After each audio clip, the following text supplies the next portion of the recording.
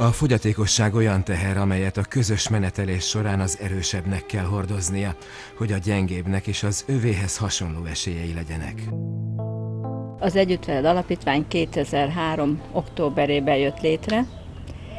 A Szabolcs-Szatmár-Bereg megye hátrányos helyzetű fiataljainak a megsegítésére. 2004. május 1-én a Patronus Egyesülettől átvette működtetésre a 10 férőhelyes Szent József Védőotthont, és azóta működteti. A Szent József Védőotthon 20 értelmi fogyatékos fiatal nappali ellátását biztosítja. 2005. májusáig a Start Rehabilitációs Vállalat biztosított munkát a fiataljaink számára, és 2006-tól szociális foglalkoztatás folyik az intézményünkbe.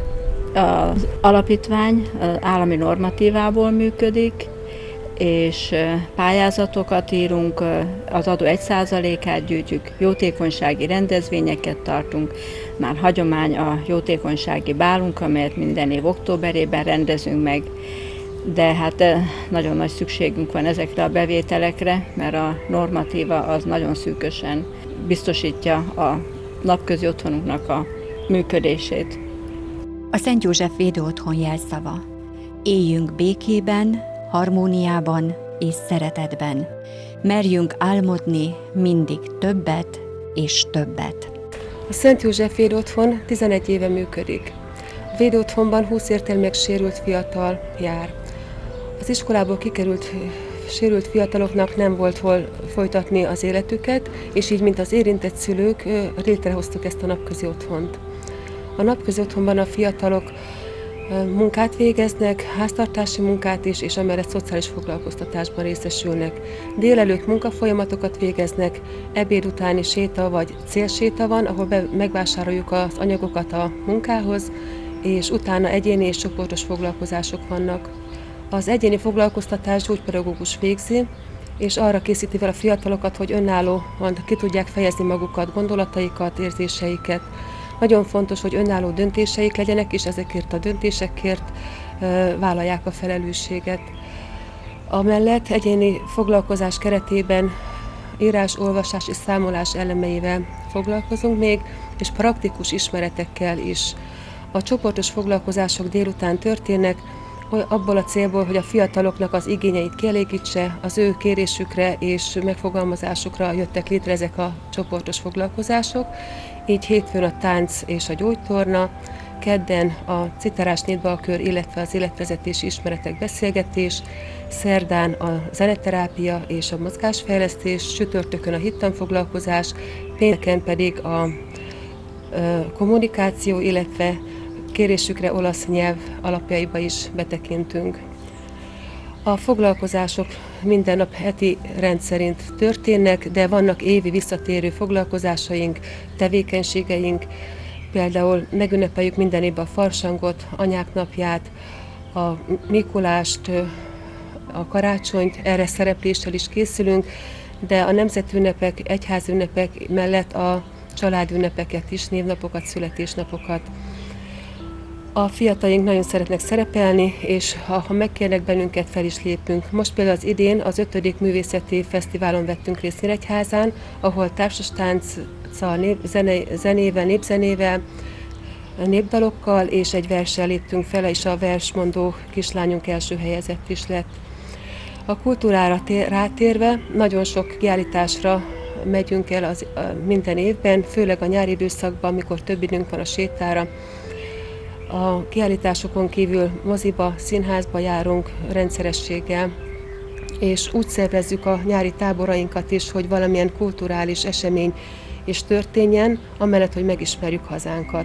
2005-ben Budapesten voltunk, és Budapest szépségeit csodáltuk meg, a nevezetességeit, és tavaly Balatonszemesen voltunk, ahol Latinovics Zoltánnak a síremlékéhez virágot tettünk le, és megnéztük a múzeumát.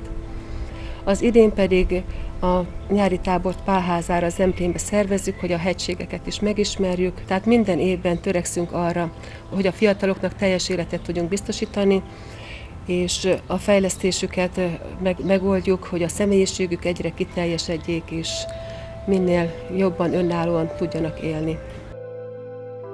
Szorgos kezek munkájával igaz gyöngyök születnek. Alkotnak, festenek ecsettel, készülnek a színes mandalák, melyek kiállításra is kerülnek.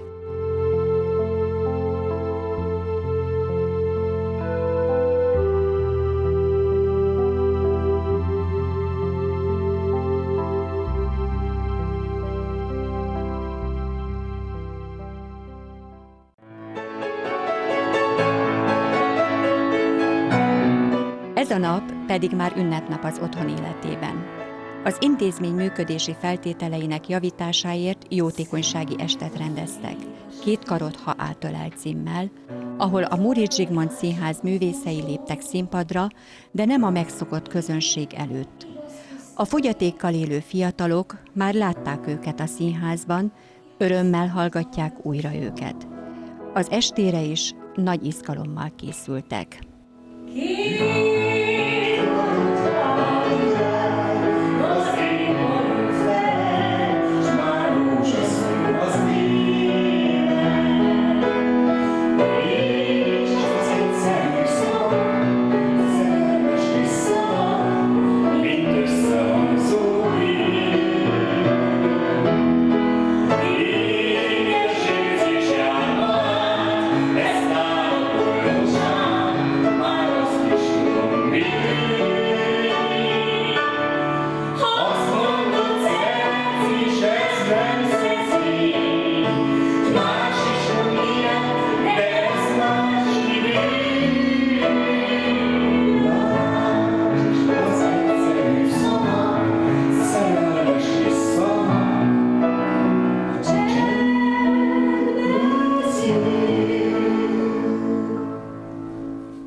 Készültem. Szeretem a színházat is, előadásra. A színészeket azért ismerem, mert a Tanulnak a nőkről címmel szerepeltek, és nekem nagyon tetszett. 2 karod, ha átölel. Nem csupán egy dalrészlet. Ezen az estén az egészségesek és a fogyatékkal élők is érezhették a művészek ölelését. Gyakran öleli át a fiatalok lelkét a költészet is, irodalmi délutánokon, költők, írók, előadó művészek társaságában, hisz a vers lélekben fogan és lélekhez szól. De ki is igazából az, akinek ölelő karjait mindig érzik a fiatalok? Ady Endre, az Úr érkezése. Mikor elhagytak, mikor a lelkem roskadozva vittem, csöndesen és váratlanul átölelt az Isten. Nem harsonával, hanem jött néma igaz öleléssel. Nem jött tüzes szép nappalon, de háborús éjjel. És megvakultak hiú szemeim, meghalt ifjúságom, de őt, a fényes, nagyszerűt mindörökre látom. Mit jelent a védőotthon lakói számára Isten fénye, Isten gyertyája, amelynek fénye napról napra megérinti szívüket, ha egy-egy darabbal elkészülnek kis műhelyükben? Babics Mihály, Isten gyertyája. Engem nem tudtak eloltani. Élek és itt vagyok, itten. Pedig nagyvilág szelek elé emeltet hős vakkis gyertyád. Mit akarsz velem, Isten? Inog a láng már tövigéig, bölcs, szent konok kezeidben, s új szelek jönnek, fattyú vihar, vakarcspoklok, szégyen fuvalma. Mit akarsz velem, Isten? Szégyen szél, fattyú lehelet is Zordannak, aki mezitelen gyötörni tud, eloltani nem, míg vigaszom, csöppig kisírom. Mit akarsz velem, Isten? Miért tart magasra nagy tenyered? És milyen éj vize zúg lenn, hol sisteregve kiszenvedek, ha majd kegyetlen beledobsz, hogy körmödre ne égjek. Isten! Az ő szeretetük kioldhatatlan. A szeretet dicsérete. Ha az emberek vagy az angyalok nyelvén szólok is, szeretet pedig nincsen én bennem, Olyanná lettem, mint az engőérc, vagy pengőcimbalom. És ha jövendőt tudok is mondani, és minden titkot és minden tudományt ismerek is, és ha egész hitem van is, ugyanannyira, hogy hegyeket mozdíthatok ki helyükről, szeretet pedig nincsen én bennem, semmi vagyok.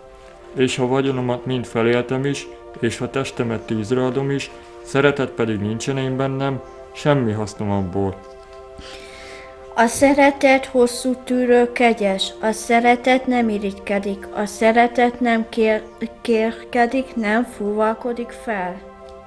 Nem cselekszik égtelenül, nem keresi a maga hasznát, nem gerjed haragra, nem rója fel a gonoszt. Nem örül a hamisságnak, de együtt örül az igazsággal. Mindent elfedez, mindent hiszen, mindent remél, mindent eltűr. A szeretet soha el nem fogy. Mikor gyermek valék, úgy szóltam, mint a gyermek. Úgy gondolkodtam, mint a gyermek. Úgy éltettem, mint a gyermek. Minek után pedig férfiúvá lettem, elhagytam a gyermekhez illő dolgokat. Mert most tükör által homályosan látunk, akkor pedig színről színre, most rész szerint van bennem az ismeret, akkor pedig úgy ismerek majd, amint én is megismertettem. Mi történik, ha mégis el kell fújni a szeretet lángját? Mikor a csend mélyén éjjé feketül, benne az álom lehull és szétrepül, a semmi nagy sötét pusztaságban, s hallgat a nemlét éjjelében minden. Közönyül az elfáradt szemembe, de ez mind csak álomképül átad. Így suhanok messze a semmiségben, mikor elfújom a gyertya lángját.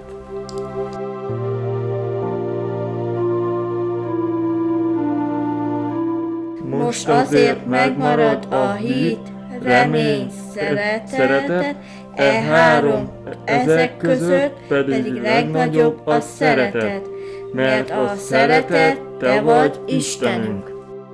A szeretet mindenkié, a szeretet mindenkié, csak meg kell keresni a forrását, a szeretet mindenkié. Szolgáltál-e ma? Öröm jónak és egészségesnek lenni, ám még nagyobb öröm szolgálni tudni.